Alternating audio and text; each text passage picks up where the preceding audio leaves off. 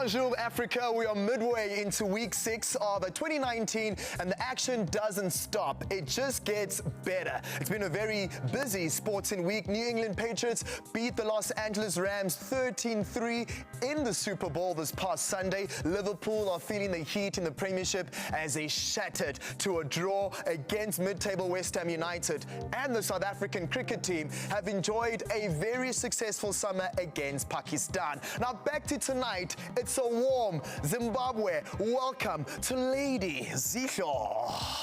Hello, darling. Hello. Hello. What's up? How you doing? You look great. You look great. Thank you. I see that you kind of tried to copy me, but clearly I look better. So. Look, I told Kandai that, listen, I need to get my fashion skills, but I think Zihlo, you are winning it so far Thank into you the so new much. year. How are you? You good? I'm great. I'm happy, and I know that we've got a great show lined up for the guests. Indeed, and I'm looking forward to it. We've got a really fun show coming up. But before we get into it, and before we introduce to you our guests, don't forget you can follow us on all our social media platforms on Twitter, Instagram, YouTube, Facebook, and of course, the World Wide Web at kwese.com.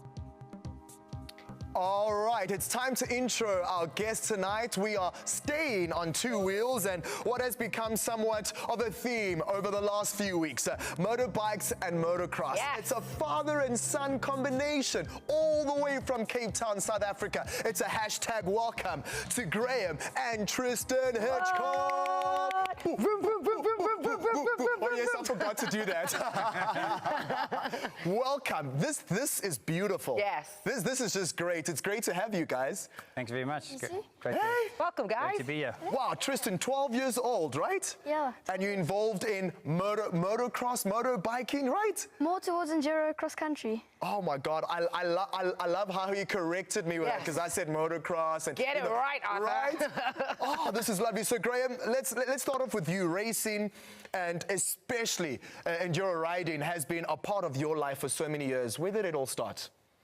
Well, it started off quite a long time ago, 15 odd years ago. But you know, it's all about the speed and the passion. Yeah. And you know, just the whole vibe. It's got us going. It's a nice family environment. And yeah, the sport's got a lot to offer. Fantastic. Now, what's the difference between motocross and enduro? Because, I mean, many people will probably be confused. Motocross is raced on a track that you can actually sit and you can basically see the entire track all in one, whereas enduro, it's ridden over mountains, natural terrain. It's a much longer track, 20, 30, 40 kilometers long, and also the race is over a longer period of time, up to 3 hours. So for like, in layman terms, it's like the marathon of like speed biking, kind of. Exactly. Wow. And how do people get involved in the sports? What are the accesses to certain places where this type of sport is on offer? It's actually, it's not the easiest sport to get involved in. Obviously, it's a financial hurdle that one needs to overcome. Reach, you know, and it mainly stems from friends and family that ride, and then you get involved and you pulled in, and you pull friends in and you pull family in, and then they get involved in their families, and that's basically how it starts off. Wow, so how did you pull Tristan into this? Because, I mean, you speak about family and, you know, young kids getting involved in it. So I'd love to hear that story. How about Tristan tells us, eh? It's a very interesting story, actually. I mean, from the time I was born, I've known that my dad has ridden, and I can still remember seeing one of the pictures of me as still a little baby wrapped in the blankets at the track. And it was actually wet, and I was just sitting on the bike there, and I was on the bike, and he was warming the bike up. It was... Well, I'm sure as a little child you thought, Dad, oh my goodness, like it's raining, it's windy out there, what are we doing out on the dirt road? And obviously that's how your passion then began. Probably. I mean, I can't really remember because I was probably 2 or something. Yeah. But I was probably thinking it was...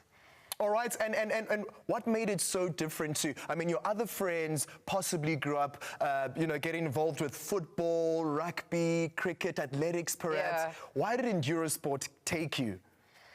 To tell you the honest truth, I really like climbing on my bike. And I love the nerve when you're sitting on the start line and you've got a guy next to you, and then you've got 25 riders behind you, and you've got sometimes 4 riders in front of you. Wow. And you're just waiting there, and everyone's revving and they're waiting, and then you start, and as they drop the flag to start, everything goes away. Wow. It just goes quiet. Wow, and that's a Passion. feeling you live for every day. love it. Oh, Z. Now, Graham, going back to you, now you have completed like 9 Roof of Africa races. How grueling is that? And actually, let's start again. What are these 9 Africa races? Well, grueling is a bit of an understatement. It's known across the world as one of the toughest extreme enduros, ever to have been introduced. It's a 3-day event, and it's basically held in the mountains of Lesotho. Oh. So it's right on our back doorstep. So we've had the privilege of competing in it, and I've competed in 9, but I've only completed 8. Wow. Unfortunately, one I had a broken hand and I didn't finish, but by far one of the most grueling races I've ever competed in. Wow, I mean, you broke your hand. How did you handle, still being mentally fit to return to doing what you love? I mean, surely it takes a lot. I actually broke my hand a month before, and I thought that, I've paid all the money, I've got the entrance, I've got the pit. Tristan is laughing there like, dying. you shouldn't have done that. We've got this all, I've got this under control, fine. And then by midway through the second day and, a couple of pain tablets later, I just realized that I couldn't hold on to the bike anymore. I was going to get injured, I was going to get hurt. So I pulled off and I found a back route and headed home. It's probably one of the only races I've ever quit, or DNF'd since I started. And yeah, it's a hard, tough feeling, but that's how it goes. What's been the hardest of the 9 races that you competed in? The hardest, I would definitely say, I think it was 2006. It was an exceptionally difficult year. The track setters don't always get it 100% right. And in the mountains of Lesotho, you've got extreme weather changes. And that year especially, they went to a really high altitude of over 2,500 meters. And the mist came in. You couldn't see anything. You couldn't follow anything. And then it starts getting a little bit creepy when you're racing full speed and like soup. So I actually like the fact that you gave us that visual of the mist and everything. But like, what was going through your mind as you're on that bike and you're like, oh my days, I can't see anything. And there's drop-offs, there's cliffs, there's mountains all the way around. It's hardcore, but it's fun. It's what drives us. But that's the thing that I'd like to understand, this adrenaline rush that, most motorcyclists kind of have. You don't mind breaking your arm, you don't mind breaking your leg. Where does it come from? To tell you the honest truth, I think once somebody's experienced speed, it either bites you or it doesn't. And once it's bitten, it's bitten. Yeah. And then it's just basically choosing whether or not you're in one form of motorsport or the next. And this was the sport that I ended up in. Wow, and it took you by storm. All right, great. Let's talk about the Red Bull Romaniacs and how that went. That was a dream of mine. For a number of years, the mates had been talking about it, and then in the beginning of 2012, I decided, let's do this. So with 5 months to go, I got myself into shape, went over to Romania, to the town of Sibiu. It's a 5-day event, and it absolutely blew my mind. It's right up in the mountains, completely different to the Roof of Africa. It's wet, it's muddy, it's slippery. How's the international competition? Competing with these world-class riders. It's so surreal. You're standing on the start line there, and to your right, you've got guys, legends, Johnny Walker, Graham Jarvis, Wade Young. Yeah. And it just blows your mind that you've actually, especially at my stage of my life back then, I was much older than majority of the field, and I was a privateer. So to just be on the start line with those guys is just like power. Yeah, exactly what you need. I mean, Tristan, how does it sound hearing your dad, just express all these wonderful tours he's had and, wonderful moments in his career? What does that do for you? To me, it's a motivation to get to the race and do it one day. And to tell you the honest truth, like Roof of Africa, I've had this dream, and Wade Young has also done it. But he was the youngest person to complete, and he didn't just complete it, he won it at the youngest age. So I want to do that, but I want to see if I can do it in a shorter time than he did it. Wow. And how fast is short? When the race, my dad says like 9 to 10 hours a day, I want us, and he did it in, let's say, a 22-hour in total over the 3-4 days. I want to do it in 19 hours or 18 hours. One of the things that Tristan is still going to learn is that weather conditions, track changes, safety protocol gets changed. Tracks change all the time. So although he wants to beat Wade's time and beat the guys there, it's always going to be determined by the natural environment, what you do in the track that could have been changed over the years, and it does get changed almost every year. So yeah, Z. He's in for a big wake-up call. Yeah, it's a massive, massive wake-up call. Now, you told us about your love at first bike experience, right, earlier on. So I want to know, how do you just pretty much get ready for a race? How do you exercise? How do you train? What's your day like when you wake up in the morning? So I can even use today as an example. So today at 4:45, my dad woke me up, and we call it a pig bike because it's absolutely horrible to ride it. But it's basically a machine where you pedal like a bicycle, but then you move your arms at the same time. And to do that for half an hour, it takes everything out of you. And So you must have a really serious core. so waking up every morning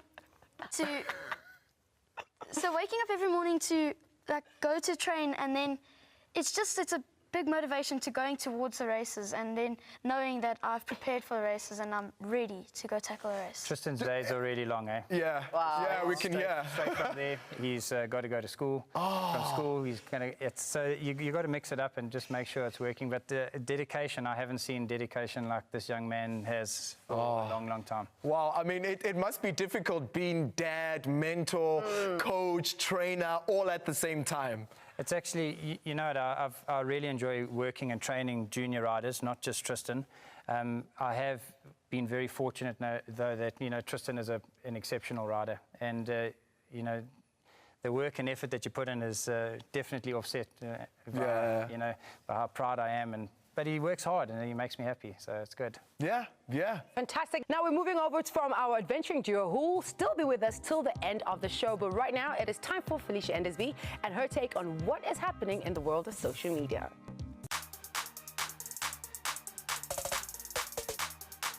Hello, hello, Crazy Nation. It is the month of love, and I've got some stories that you guys are definitely gonna love.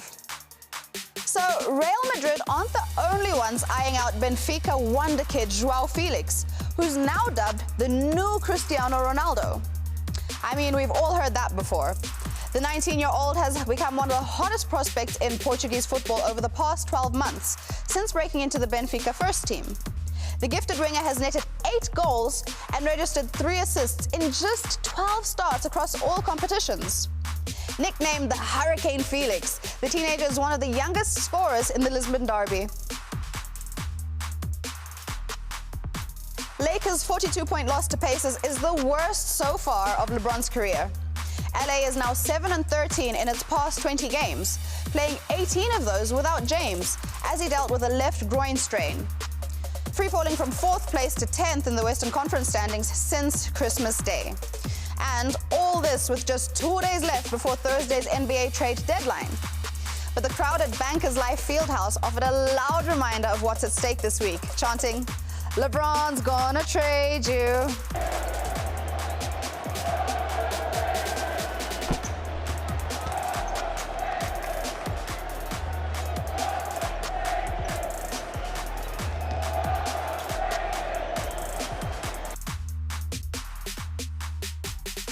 German MMA fighter Maurice Adolf is an exact clone of UFC star Conor McGregor.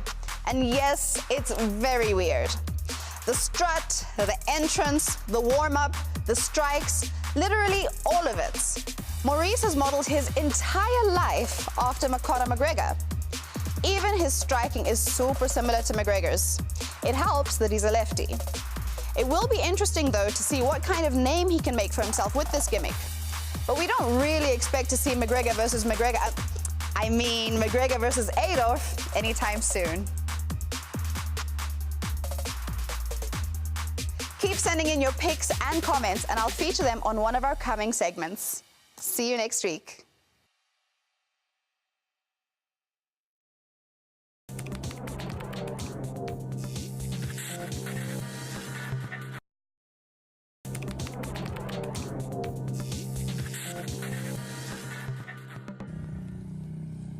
This should be funny.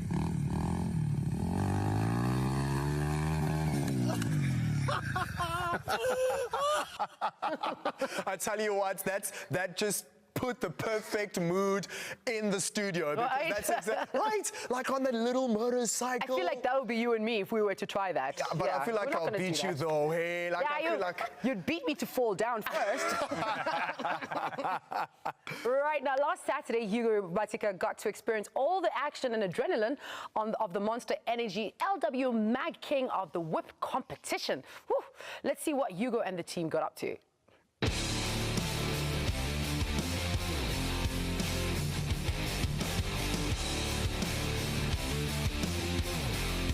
We're in the north of Johannesburg, South Africa for the third edition of the Monster Energy and LW Mag King of the Whip. Riders from across the continent will battle it out for a share of the grand prize of 40,000 Rand.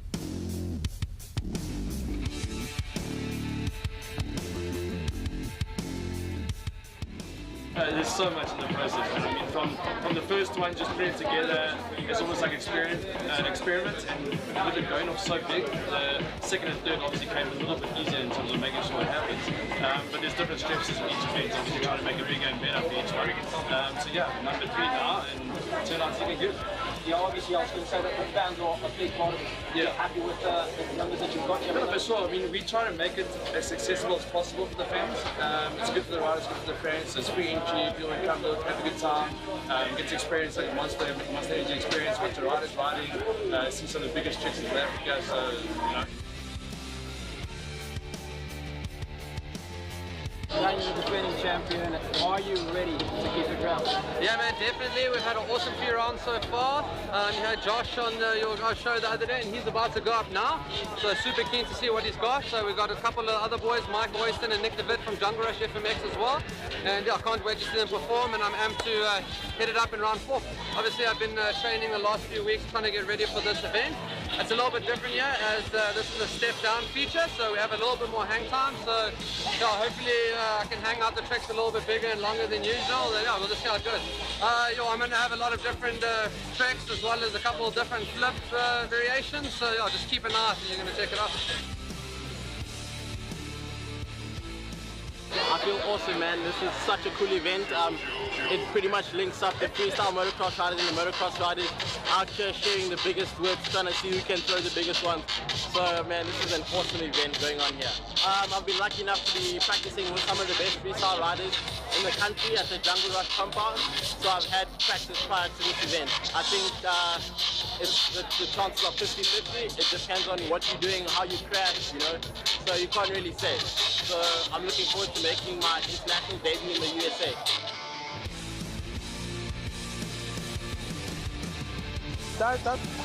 That's some really impressive stuff that they were doing there. Like, as for me, I just prefer to be on this side of the fence, watch and take videos, not to be in the entertainment. No way. No way. But it was really awesome. I really enjoyed it.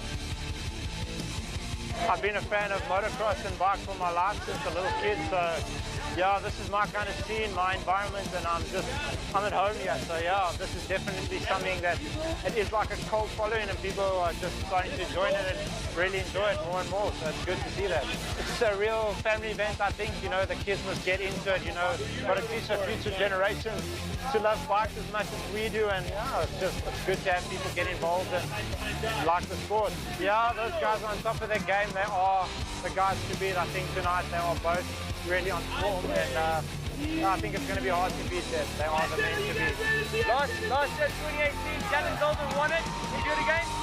It's possible. He is throwing the biggest whips and he's getting underneath that bike, so he might win it, but I think Nick's not going to let him have it so easily.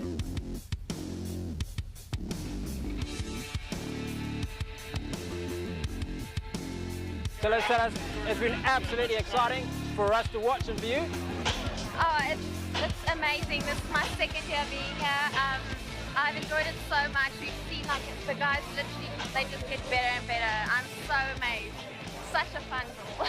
What about those performances? I love it. Dallin Goldman's bringing the most. I absolutely Now, love did what you guys he's doing listen today. closely? I hope he takes the title for a second Because time. we are if not about to him, announce then, Kraft 4 winners. or Maddie Milan. You guys have been Those taking are my favorites. some beautiful Absolutely. photos. Well, it's over to you guys in the studio. Wanakawa, we've had an absolutely fabulous time. You guys enjoyed in the studio, and as for me and the two ladies, see you soon. Please move to the front. And that was our man, Hugo Dubatika, right at the Monster Energy King of the Whip. And we can clearly see the best part for him. Like, he was just so happy with those ladies. Huh? Like, Hugo, really? Are you sure you didn't go for the ladies? Hey? It looks like he did that. But you know what? That's what motorsports is all about, bringing people together. And Kwese Sports did promise you some exclusive content. Now, we're still with Graham and Tristan, our wonderful guests that are in studio tonight. Yeah. And we want to talk about T-Bone Racing. Yes. And, you know, this is your vision. So why don't you take it away?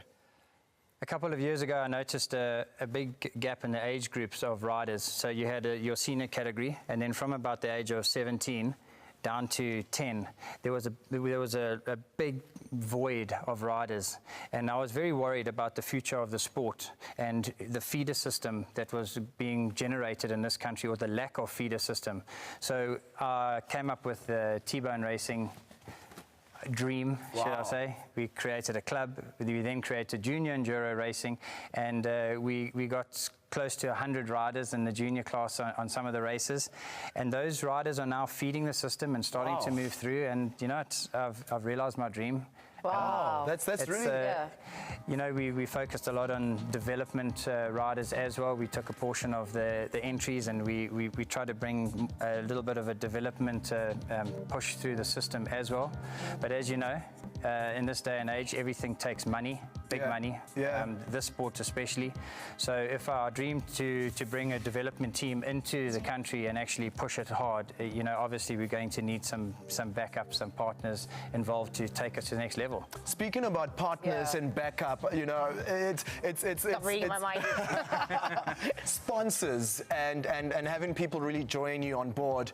How difficult is that? What do you go through? Who do you speak to? How long do you need to wait before there's confirmations? Because I mean, you've got 100 kids that you brought through the system. I think that's a great way to say grassroots level, you know, in enduro sports is kind of doing something. Definitely. I think, first of all, you know, what we've tried to shy away from is calling the people that join us sponsors. We like to call them partners, because I think in this day and age, especially some athletes consider a sponsor as somebody that just hands over support.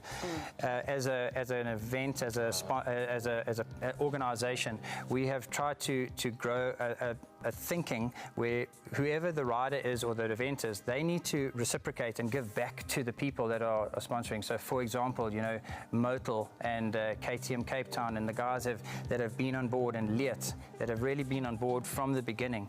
We've had to reciprocate and give them back, and that's why we create as much video content as we do. You know, social media is definitely the new age, and we have to push it hard. But finding partners is difficult.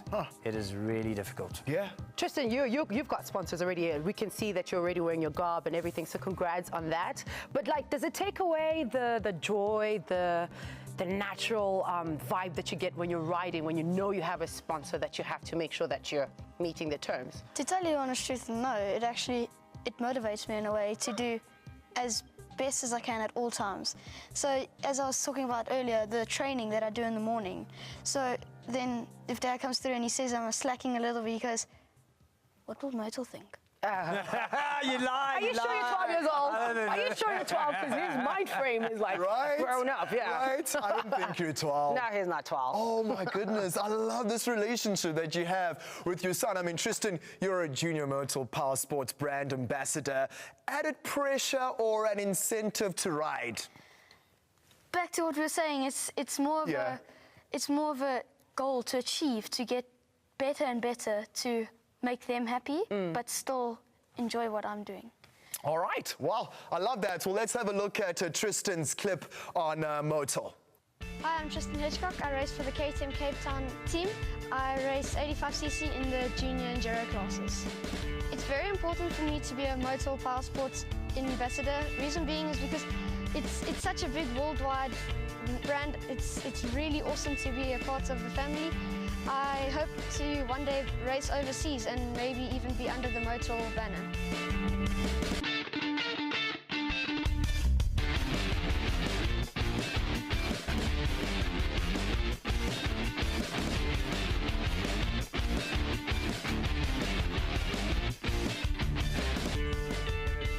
Never been there. So you're pretty much telling us that you had never done that up until the time you're recording this. I'd never been to the track before. Oh, wow. I was still saying, don't tell Mom you were on the MX track. And how was it? Like, was it just... It was so much fun. I got to ride with one of my heroes, Brian Kappa and David Goosen, and then Nanda Close as well. Oh, wow. It was awesome. So do you see this as the long haul for you? Do you think that you're going to go professional, or this is just for now? Well, I bet it's not only me, but many people in the world really want to turn their hobbies into something that they earn money from. Yeah, totally. And I think that's where I want to go, and yeah, it's basically just a dream that I want to achieve. Actually, how do you balance school and riding? Yeah.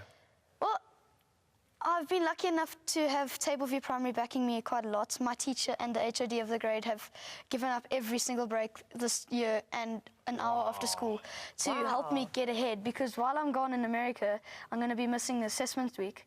So when I get back, it's 2 days to recover from jet lag if I have, and then it's... Well, you definitely will have it. Love that. Well, speaking about America very quickly as we're running out of time on the show, you head to America for a massive race. Tell us about that quickly. So it's actually pretty exciting for me in a way, because I've got a race against some of the best riders in the world. I hardly know any of the guys. So riding against them, it's going to be, how good are they? Those are the two, that's one of the questions. And then how well am I going to do? Definitely my goal is to be on the podium. And if the bike goes well, my training comes in and my head's in the right place. Wow, that's power right there, Africa. You heard that. That's power right there. Oh, that's all we have time for tonight. I can't believe it. We always ask for more time. And they don't listen to us. Oh my gosh. All right, guys, quickly, where can people get in touch with you on social media? So my biggest platform would be Instagram. Oh, I love your biggest platform. One of. Right?